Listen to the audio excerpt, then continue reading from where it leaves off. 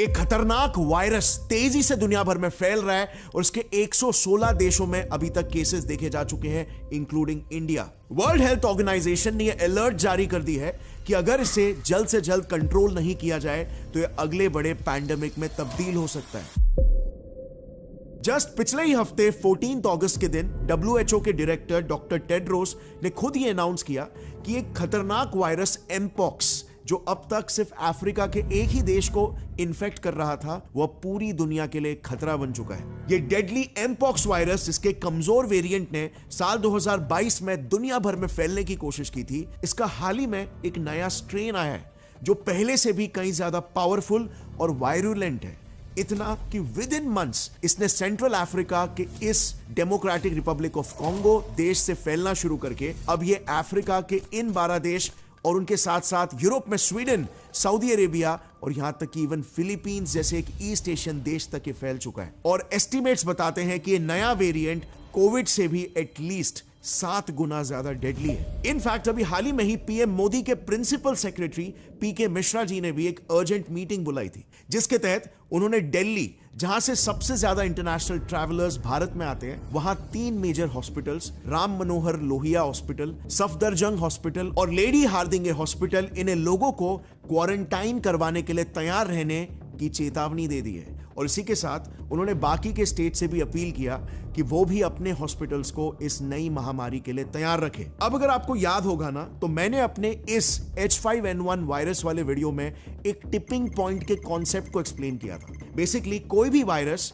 Ideally 2 से 3 सालों तक इंसानी शरीर में पहले इंक्यूबेट होता है। ये वायरस अपने आप में ही म्यूटेशंस क्रिएट कर रहा होता है ताकि इन म्यूटेशन से ये एक ऐसा स्ट्रक्चर बना पाए जो भारी तादाद में कई सारे इंसानों के इम्यून सिस्टम्स को भेद पाए और सभी को एक ही झटके में अपना शिकार बना पाए। एंड देन इसी इंक्यूबेशन पीरियड के बाद किसी अनफॉर्चुनेट दिन उसका एक ऐसा जानलेवा वेरिएंट पैदा हो जाता है जो तेजी से मैसिव पब्लिक में फैलने लग जाता है और सबको मारने लगता है। आज से एग्जैक्टली 2 साल पहले साल 2022 में इसी एमपॉक्स वायरस का एक लेस सीरियस आउटब्रेक आके जा चुका है, जिसने दुनिया भर में 1 लाख लोगों को इफेक्ट किया था, विच बेसिकली मीन्स इसे काफी ज्यादा समय मिल गया था इंक्यूबेशन के लिए। और अब वाला वेरिएशन पहले वाले से भी काफी ज्यादा स्ट्रॉन्ग है। सो क्या इस वायरस का भी फाइनली टिपिंग पॉइंट आ चुका है, जैसे मार्च 2020 में कोविड वायरस का आया था, और अब यहां से और ये तेजी से वायरल हो जाएगा और ग्लोबल पैंडेमिक कॉज करेगा? क्या हम फिर से इस बार 2 साल के लॉकडाउन में ढकेले जाएंगे? और ये वायरस सिर्फ अफ्रीका के एक देश में से अचानक से पूरी दुनिया में कैसे फैल गया? क्या कोविड की ही तरह इसके साथ भी किसी ने कोई छेड़खानी की है क्या, जिससे ये जानलेवा बन गया? और क्या हमारे पास इसकी कोई वैक्सीन मौजूद है भी कि नहीं? या इस बार भी हम वही पिछली बार की तरह हेल्पलेसनेस एक्सपीरियंस करेंगे जैसे हमने कोविड के वक्त एक्सपीरियंस किया? आज इन्हीं सभी सवालों के जवाब मैं इस वीडियो में पूरे साइंस के साथ एकदम आसान भाषा में आपको एक्सप्लेन करूंगा। So let's begin. तो देखो, 1958 की ये बात है। डेनमार्क के कुछ वैज्ञानिकों ने अपनी पोलियो वैक्सीन को टेस्ट करने के लिए सिंगापुर से कुछ मैकाक बंदरों को इंपोर्ट करवाया था। जब वो बंदर डेनमार्क पहुंचे तो उन साइंटिस्टों ने देखा कि उनमें से एक बंदर किसी सीवियर वायरल इन्फेक्शन जैसे सिम्टम्स दिखा रहा है। यू नो, सिम्टम्स लाइक तेज बुखार, मसल पेन, स्किन लीजन्स वगैरह। अब अपने इस कंसर्न के बेसिस पर जब उन्होंने उस बंदर के स्किन लीजन्स के कुछ सैंपल्स कलेक्ट किए और उन्हें टेस्ट किया, तो पता चला वो बंदर असल में एक नए अनोखे किस्म के पॉक्स वायरस से इन्फेक्टेड था। और यहीं से उस वायरस का पहली बार नाम रखा गया एमपॉक्स वायरस, यानी मंकी पॉक्स वायरस, क्योंकि इसे एक मंकी में सबसे पहली बार देखा गया था। पर बंदरों से पहली बात तो ये इंसानों में कैसे आया, और आज ऑलमोस्ट 7 दशक बाद ऐसा क्या हुआ कि इसने अचानक इतना खतरनाक रूप ले लिया?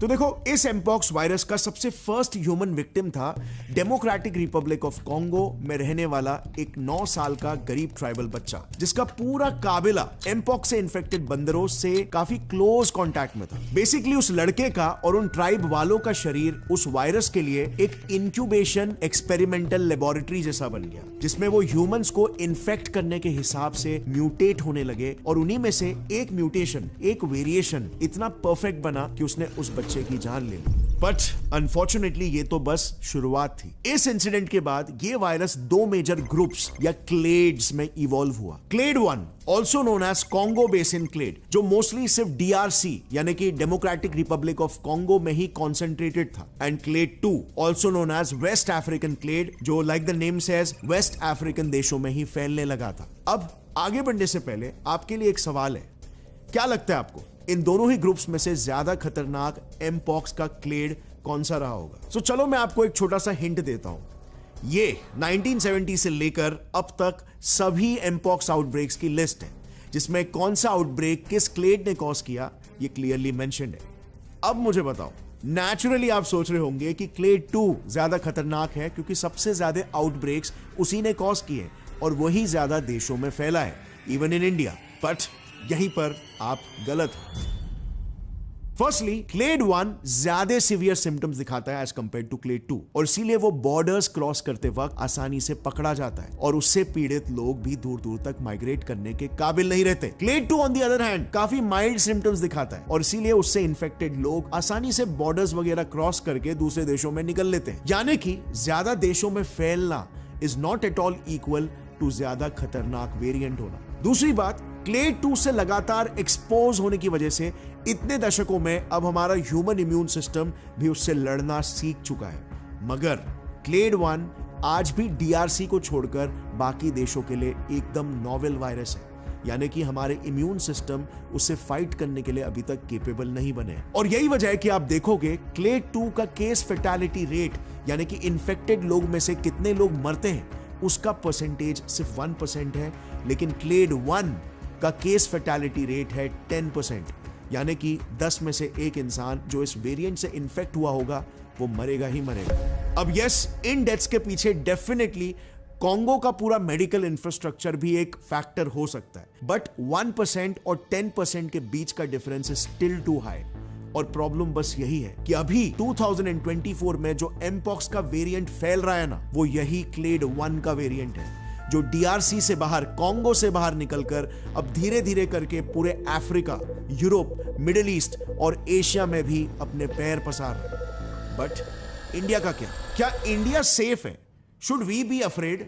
वेल, आज से 2 साल पहले UAE से सिर्फ एक इन्फेक्टेड केरलाइट आदमी इंडिया लौटा था, और वो भी less serious clade 2 infected. Yet देखते ही देखते उससे 25 लोग इन्फेक्ट हो गए थे और एक की मौत भी हुई। नाउ जस्ट इमेजिन, ऐसी ही सिमिलर लापरवाही अगर क्लेड 1 के साथ भी होती है तो उसका आश्रय और भी बहुत ज्यादा बुरा होगा। करंटली क्लेड 1 के केसेस तेजी से अफ्रीका में बढ़ रहे हैं और इंडियन मिनिस्ट्री ऑफ टूरिज्म के स्टेटिस्टिक्स के अनुसार at least 1 lakh Africans medical education या अन्य वजहों से हर साल इंडिया आते हैं। प्लस 2022 में जो एक डेथ रिकॉर्ड हुआ था ना इंडिया में, वो एक यंग लड़का था जो UAE से लौटा था। वो खुद कभी अफ्रीका गया ही नहीं था, yet he caught the virus. कैसे?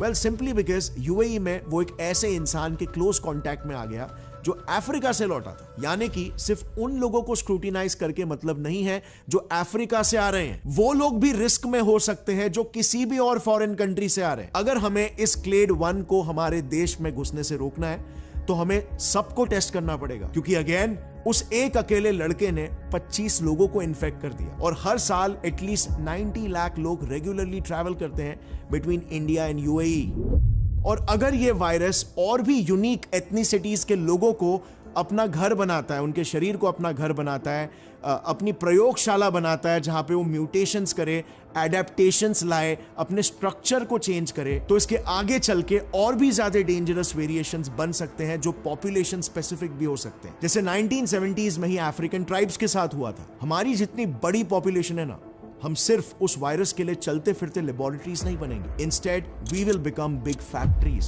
जो पूरी दुनिया को जानलेवा क्लेड 1 एमपॉक्स वायरस सप्लाई कर सकता है, क्योंकि वैसे भी इस वायरस को फैलने के लिए ज्यादा कुछ नहीं लगता। अगर किसी इन्फेक्टेड इंसान या जानवर के स्किन पर लीजन्स हैं, या ऐसे किसी इंसान या जानवर ने किसी चीज को छू लिया, तो आपको बस उस इंसान या उस जानवर या उस चीज को छूना है, and that's it. Now you are infected too. Data बताता है कि जीनस ऑर्थोपॉक्स वायरस, जिस कैटेगरी ऑफ वायरसेस को ये एमपॉक्स बिलोंग करता है, इनको अगर डार्क कूल लो ह्यूमिडिटी वाला एनवायरनमेंट मिले तो वो कपड़े, टेबल, कांच ऐसे इनएनिमेट ऑब्जेक्ट्स पर भी 15 दिनों से भी ज्यादा समय तक आराम से जिंदा बचे रह सकते हैं। यानी ट्रेन वगैरह से ट्रैवल करते वक्त हो सकता है कि कोई इन्फेक्टेड इंसान 10 दिन पहले उस ट्रेन की सीट पर बैठा हो, बट अगर उसका वायरस वहां पर सीट पर छूट गया तो वो फिर भी लोगों को इन्फेक्ट करेगा। और हमारे इंडियन ट्रेन्स की भीड़ के बारे में तो आपको पता ही है, आप इमेजिन कर सकते हो how dreadful that situation would turn out to be. अगर लेट्स से इस वायरस ने आपको इन्फेक्ट कर लिया तो आपके साथ एग्जैक्टली क्या होगा, या कैसे पता लग सकता है कि किसी एक पर्सन को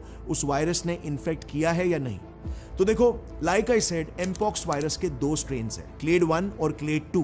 लेकिन इनमें एक चीज अच्छी है कि इनके सिम्टम्स बिल्कुल सेम ही होते हैं, बस सिवियरिटी का फर्क होता है। क्लेड 1 के सिम्टम्स ज्यादा सीरियस और डेडली होते हैं और क्लेड 2 के थोड़े कम। दोनों ही केसेस में वायरस के कांटेक्ट में आने से लेकर फुल ब्लोन इन्फेक्शन बनने तक आपका शरीर मेजरली 3 स्टेजेस से गुजरता है। Stage number 1 incubation period, stage number 2 prodrome और स्टेज नंबर 3 रैशिंग। इंक्यूबेशन पीरियड के दौरान वायरस आपके बॉडी में एंटर करता है और बॉडी में अडेप्ट होने और मल्टीप्लाई होने की कोशिश करता है। यह पीरियड जनरली 1 से 2 हफ्तों तक रहता है और इस दौरान बॉडी में कोई भी सिम्टम्स नजर नहीं आते, यानी कि इस पीरियड में हो सकता है कि आपके शरीर में ऑलरेडी वो वायरस बैठा हो और आपको पता भी नहीं है। प्रोड्रोम स्टेज जो आता है वो काफी खतरनाक है।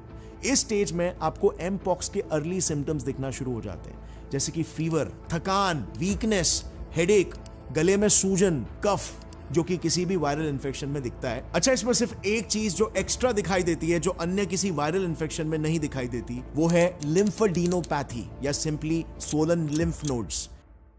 आपने देखा होगा, हमें जब माउथ अल्सर्स आते हैं तो यहां पर लोअर जॉ के नीचे एक पेनफुल गांठ जैसा स्ट्रक्चर बन जाता है। वही होते हैं ये लिम्फ नोड्स, जो हमारे शरीर में फैले छोटे छोटे लोकल पुलिस स्टेशंस की तरह होते हैं। सो अगर आपको बहुत तेज वायरल फीवर है, थकान फील हो रहा है along with shivers, और उसी के साथ आपके गले के पास वो गांठ भी फॉर्म हो चुके हैं, तो मोस्ट प्रोबेबली आपको एमपॉक्स वायरस ने इन्फेक्ट कर लिया है एंड आपको इमीडिएटली डॉक्टर के पास जाना चाहिए। अगर सपोज आपने इसे इग्नोर किया और अपने घरेलू नुस्खे आजमाते रहे, देन आप बढ़ोगे टुवर्ड्स द 3rd स्टेज, जो है रैशिंग स्टेज। इस स्टेज में आपके शरीर में मौजूद वायरस पूरी तरह से एक्टिव हो जाता है और वो आपके शरीर के एपिथेलियल सेल्स, जैसे कि स्किन के सेल्स हो गए, इनको इन्फेक्ट करने लगता है। और इसीलिए इस स्टेज में आप देखोगे आपके स्किन पे पहले फ्लैट ड्राई लीजन्स बनने लग जाते हैं, जिसे मैक्यूल्स कहते हैं, और फिर वो लीजन्स फूलने लगते हैं टू बिकम पैप्यूल्स, और फिर उनमें फ्लूइड भरने लग जाता है और वो कहलाए जाते हैं वेसिकल्स। और इस सब के बाद वहां पर आपको दर्द होना भी शुरू हो जाएगा, जिसके बाद वो लीजन्स कहलाए जाते हैं पस्ट्यूल्स। अब ये जितने भी स्टेजेस मैंने आपको बताए ना, माइंड यू, ये बस सिर्फ 1 से 2 हफ्तों में ही प्रोग्रेस होते हैं और उसके बाद आप अपने पूरे मोहल्ले में एमपॉक्स फैलाने के काबिल हो जाते हो। सो अगर किसी को एमपॉक्स वायरस इन्फेक्ट कर लेता है या कोई पेशेंट एमपॉक्स वायरस के सिम्टम्स दिखा रहा है, तो उसे क्या करना चाहिए? वेल, WHO ने कुछ गाइडलाइंस दिए हैं, आपको ये चीजें फॉलो करनी होगी। सबसे पहले तो आपको अपनी पर्सनल हाइजीन का ध्यान रखना होगा और आपके घर में या आपके सराउंडिंग में जो भी डेली ऑब्जेक्ट्स हैं, जिन्हें भी लोग बार बार छूते हैं, उन्हें रेगुलरली सैनिटाइज करना होगा। और फिर जैसे ही किसी में भी आपको एमपॉक्स के सिम्टम्स दिखते हैं, आपको उनके साथ क्लोज कॉन्टैक्ट या इंटीमेसी को अवॉइड करना पड़ेगा, even if they are your own family member. Animals के थ्रू भी ये वायरस आप तक ना पहुंचे, इसीलिए जितना हो सके स्ट्रे एनिमल्स को टच ना करें, उनसे दूर रहे। And last but not the least, अगर आपको खुद एमपॉक्स हो जाता है तो खुद को तुरंत आइसोलेट करें और तब तक सोशल कांटेक्ट ना करें जब तक बॉडी के सारे रैशेस, लीजन्स ड्राई होकर वहां पर नई हेल्दी स्किन डेवलप ना हो जाए। इससे दूसरों में ये वायरस नहीं फैलेगा। और रिकवरी के बाद भी if you are having sex, then use condom at least up to 12 weeks after you have recovered, ताकि आपका पार्टनर या आपकी पार्टनर सेफ रहे। रिमेंबर, इस पूरे इन्फेक्शन में नेग्लिजेंस सबसे बड़ा दुश्मन हो सकता है। इसमें आपको अपने लिए नहीं तो एटलीस्ट अपने करीबियों के लिए ये स्ट्रिक्ट आइसोलेशन प्रोटोकॉल्स फॉलो करने ही पड़ेंगे।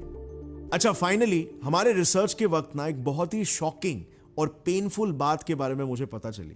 एक बहुत बड़ा पैराडॉक्स भी है ये। सो एमपॉक्स से डील करने के लिए करंटली एक काफी पावरफुल वैक्सीन अवेलेबल है कॉल्ड MVA-BN। लेकिन कोविड की तरह 2022 एमपॉक्स आउटब्रेक के वक्त यूएसए ने दुनिया के टोटल 88% वैक्सीन शॉट्स को होल्ड करके रखा हुआ था, जबकि वहां पर सिर्फ लगभग 32,000 केसेस ही रजिस्टर हुए थे। यानी आयरनी देखो, WHO का सबसे बड़ा फाइनेंशियल सपोर्टर यूएस है, लेकिन कहां तो WHO को अफ्रीका में बढ़ते केसेस को रिलीफ देने के लिए फंड्स या वैक्सीन देने चाहिए, तो उल्टा जिनको जरूरत नहीं है वो होड़ करके बैठे हुए। और अंत में अभी जाके रिसेंटली यूरोपियन कमीशन के health emergency preparedness and response authority Hera और एक pharmaceutical company Bavarian Nordic finally Africa को करीब 2.15 लाख डोजेस डोनेट करने वाली है, जो इनिशिएटिव यूएसए और WHO को पहले ही शायद ले लेना चाहिए था।